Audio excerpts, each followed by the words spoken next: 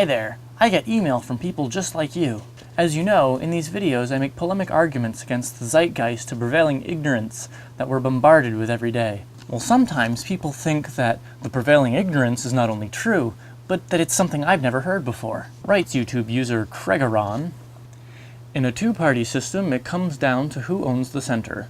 The fringes can dream all they want, but unless they move to the center by ideology, framing, or logic, you're blowing smoke.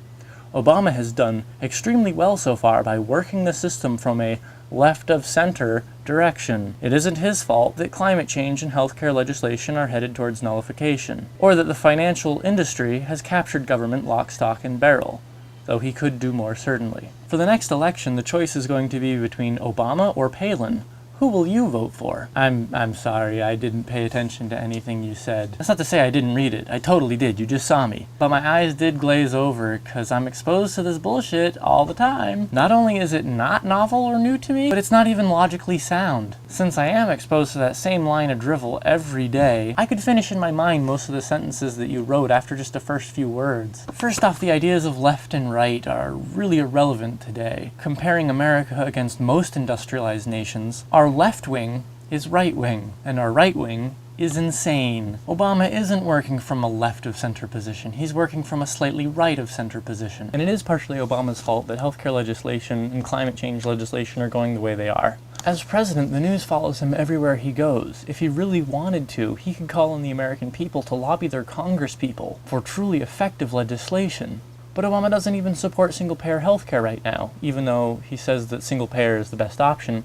He's not shooting for it, and he's not calling on us to lobby for it. It's a lack of leadership on his part. But more importantly, let's get to the issue of strategic voting. So for the next election, the choices are going to be only between Obama and Palin? Actually, neither Obama or Palin are going to be in the next election. The next federal election is in 2010. It's the midterm election, the one where we vote for congresspeople and senators. And besides that, there's municipal elections going on all the time. It's apparent you don't vote often enough to know that. You're obviously not that good at it yet. But truly, there's no way to know who the 2012 election is going to be between. Maybe Obama will be challenged in the primaries by somebody who supports real reform, like creating a single-payer insurance system, ending the wars in Afghanistan and Iraq, shutting down the 702 military bases that we have running around the world in 103 different countries, putting an end to illegal wiretapping, prosecuting Bush and Cheney for war crimes, putting a direct tax on pollution, legalizing victimless crimes like marijuana use, making it illegal to run a for-profit prison, getting the United States out of NAFTA, CAFTA, and the WTO and returning to bilateral trade agreements based on human rights and environmental quality principles, shutting down Guantanamo, that's not shut down yet, shutting down the Federal Reserve and allowing the Treasury its full constitutional authority to back our currency by credit, putting a direct tax on derivatives trading, and the list goes on. And maybe he'll lose. And maybe Sarah Palin will be trampled by a moose. Or maybe she'll lose in the primary to somebody who's actually qualified. Or Ron Paul! But even if these things happen, it's not just a two-way race. It's just framed that way in the mainstream media. In truth, there are 4 parties currently in the United States that have ballot access in enough states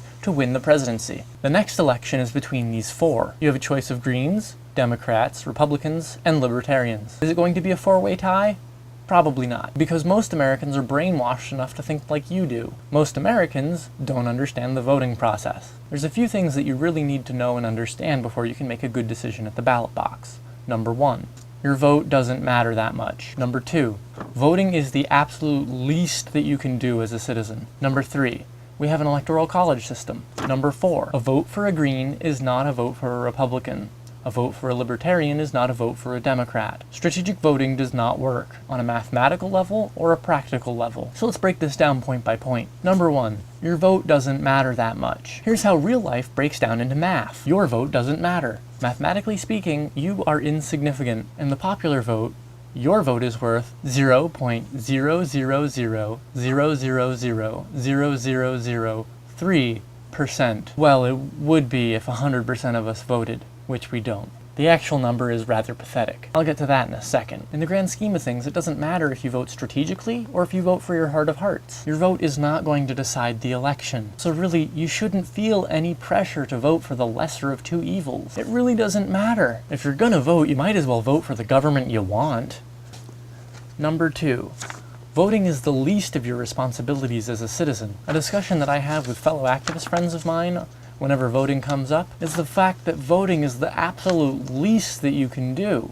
It's really sad that Americans are so stupid and so lazy that nonprofit organizations who are trying to increase the voter turnout have to sexy up the vote, make it seem super important. Because in 2000, 60% of us couldn't even be bothered to get off our asses and participate in the most basic, entry-level form of civic activity. And while it's great that there's all these organizations that are trying to get people out to vote, there's a bit of a lie surrounding all their efforts. You can't just vote and then sit back on your couch and eat TV dinners and watch Oprah and expect your politicians to just deliver.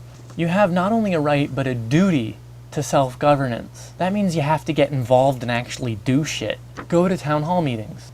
Hound your elected officials. You have to pay attention to what they're doing. You have to call them regularly. You have to organize your community. Get groups of people together who all care about one issue and lobby your representative when they come home from their recess. As crazy as all these anti-reform, screamy, yelly people are, they've got the right idea. Voting is like brushing your teeth in the morning. After you're done with that, you still have the rest of the day ahead of you. Number 3, we have an electoral college system. You could look at this one in a few different ways. Either your vote counts less, or your vote counts more. Your impact as an individual, both as a voter and as an organizer, is much stronger at a local level than it is at a national level. So your vote sort of counts for more, but then it also counts for less. Because even if your state splits the electoral votes by congressional district like my home state does, your vote isn't accurately reflected in the national scheme. At the same time, if you could organize effectively and win just one electoral vote for a third-party candidate, it would have a far greater impact on our national psychology than it would if the people in your congressional district were lumped into the national percentage of a popular vote. Either way, it frees you from responsibility and allows you to vote your conscience. My state went in both districts in a landslide for Obama. It didn't matter that I didn't vote Obama. He won the electoral college votes just fine. He didn't need my vote, and I didn't want to give it to him. And I don't regret it, unlike 2004 when I voted for Kerry, a candidate I didn't support. Number 4, a vote for a Green is not a vote for a Republican, and a vote for a Libertarian is not a vote for a Democrat. It was popular to say in 2000 and 2004 that a vote for a third-party candidate was a vote for George W. Bush. It was also popular to say in 2008 that a vote for a Libertarian was a vote for Obama. And once again that a vote for Cynthia McKinney or Ralph Nader was a vote for McCain. This is total bullshit. This sort of thinking comes from a perspective of fear that causes a person to vote strategically for candidates whose policies they don't actually support. Strategic voting doesn't work. So for simplicity's sake, let's say the US population is just 100 people. So I have here 100 lentils. This is the 40% or 40 lentils that represent the voting population. And this is the 60% of you assholes who are too lazy to vote. Since this is 100% of the voting population, only these votes matter when they're presented as election results. So now, these votes are split fairly evenly. Say that the Democrats have 52% and the Republicans have 48%. In reality, there's only 19 lentils and 21 lentils here. And of the total population, there's only 19% and 21%. So the winner only has to get votes from 21% of the population. Yeah, only 21% of the total population. That's a Democratic majority? So until your vote is cast, it remains in this pool of uncast votes. So let's see what happens when we add your vote to the voting population, but have it vote as a third party. Now, we've increased the total number of votes in the voting population. This one vote, divided by the total population of 41, gives you a percentage of 2.43%. If we're only counting the 100% of the voting population, instead of having 52%, now they only have 51%. And the Republicans, instead of having 48%, only have 46% of the voting population. Yeah, they both went down. That's right. Even though it's really obvious to people who think logically, this can be proven mathematically that a vote for a third-party candidate is actually a vote against both Democrats and Republicans equally. So all you jerks who think that not voting is a good idea, you make up 60% of the population. Imagine that all of you decided to rally together in your disgust of the Republicans and the Democrats and vote other. Suddenly, we have a split not between 50 and 50, but we have a split between 60 and roughly 20 and 20. Strategic voting doesn't work. Now I refuse to vote for anybody but the best. Why? I want the best for my country. 'Cause I'm a fucking patriotic Eagle Scout. Suck it, cowards. I want America to be the best fucking country on the planet. Could I say I'm biased? So who cares about all this scare tactic nonsense? People should have the moral courage to vote for the platform that they actually want. Because if they don't, they're not going to get it. We're just going to get consistently worse and worse candidates. And consistently worse and worse policies.